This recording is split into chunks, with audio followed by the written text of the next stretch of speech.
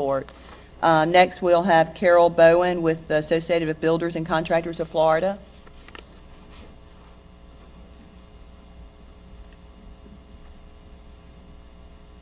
Good afternoon, Madam Chair, members of the committee. Carol Bowen with Associated Builders and Contractors. This is a top legislative priority for our association.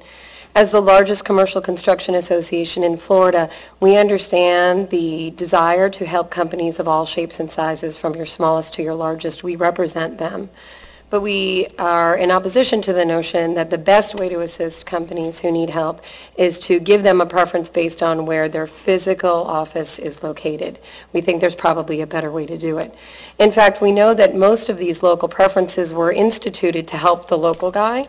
However, as these preferences have grown and been in existence for some time, we have seen the alternative impact. As an example, we know that your large general contractor firms can afford to move throughout the state, opening offices in multiple locations and thereby qualifying as the local contractor in more than one spot. Your smaller general contractor cannot afford to do the same. They will be tied to their local designation. We also know that this preference attaches to general contractors. It's important to know that general contractors, for the most part, are construction management firms. They don't do the hammer and nail of the building. They sub out to companies to build the project.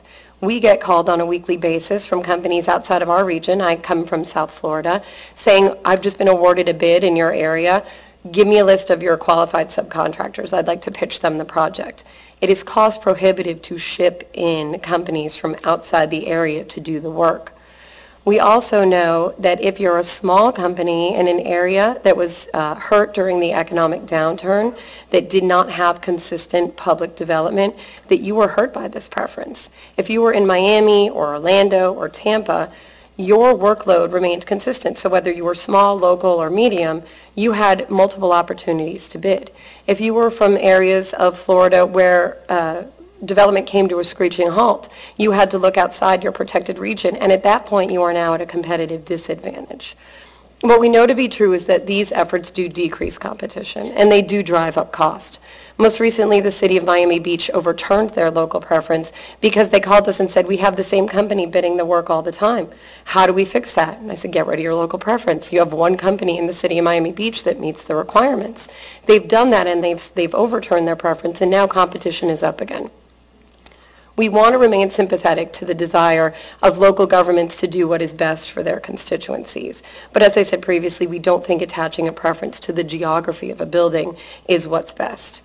However, in the interest of working with all involved and supporting our bill sponsor as he moves this bill forward, we think the amended version is fair. We think it's reasonable.